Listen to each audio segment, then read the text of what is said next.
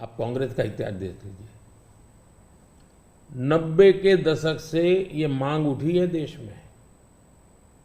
समाज का एक बहुत बड़ा तबका है जिसको लगता था कि हमारे लिए कुछ होना चाहिए, उसके लिए आंदोलन हुए हैं। 90 से पहले कांग्रेस ने पूरी तरह इस बात को खारिज कर दिया, उसका विरोध किया, उसको दबाने की कोशिश की है। यानी 90 के पहले का उनका दशक है। फिर उनको जितनी भी कमीशन बने, जितनी कमेटियां बनाई, उसके भी रिपोर्ट्स ओबीसी के विचार के पक्ष में आने लगे। अब उनके सिफारिशों को भी वो नकारते रहे, रिजेक्ट करते रहे, दबाते रहे। 90 के दशक में उनको लगा कि भी अब इसको जरा उनकी वोट बैंक की राजनीति के अनुसार उसको टर्न दिया जाए।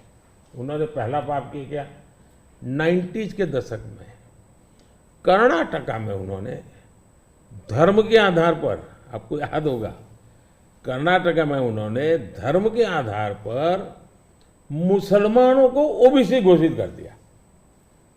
यानी देश के ओबीसी को नकारना, उस विचार को दबाना, उस विचार को रिजेक्ट करना, लेकिन राजनीति खातर मुसलमानों को ओबीसी घोषित कर देना।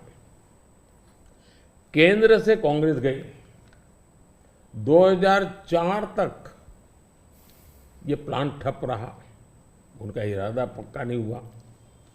2004 में वो फिर आए, तो आते ही आंध्र में मुस्लिम को ओबीसी कोटा ये देना तय कर लिया।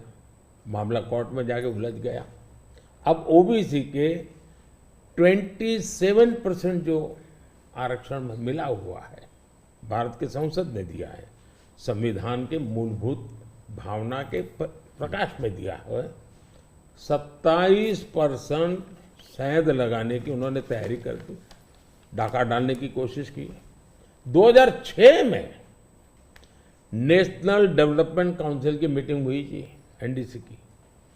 मनमोहन जी के बयान पर बहुत बड़ा हंगामा हो गया। 2 साल कांग्रेस पूरी चुप रही। 2009 के घोषणा पत्र में फिर से इसका जिक्र किया। 2011 में कैबिनेट नोट है इसका, 2011 के कैबिनेट नोट में ओबीसी के 27% हिस्सा डाका डाल करके उसमें से मुसलमानों को दे देना उन्होंने तय किया जी। 2012 यूपी चुनाव में भी उन्होंने इसकी एक असफल कोशिश की, फायदा नहीं हुआ।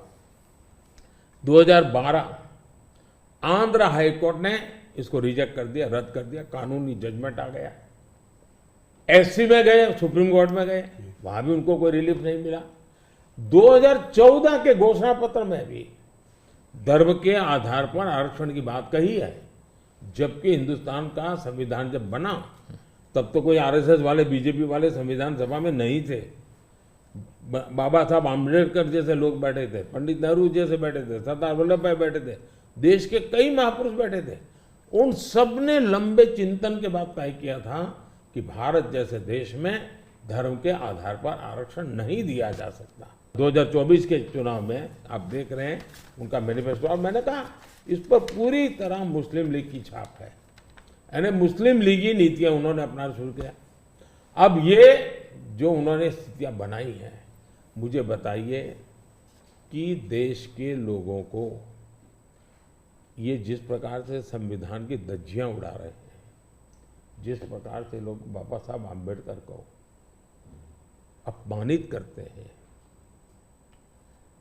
एससी एसटी के आरक्षण पर भी खतरा, तलवार लटका देते हैं, ओबीसी का तो जीना मुश्किल कर देंगे। क्या मुझे देश की जनता को प्रशिक्षित करना चाहिए कि नहीं करना चाहिए? मैं सभी जो भी विद्वान लोग हैं, जो कलम के धनी हैं, जो निष्पक्ष हैं, उनका ये दायित्व बनता है कि ऐसे समय देश को वो एजुकेट करें, सही चीजें बताएं।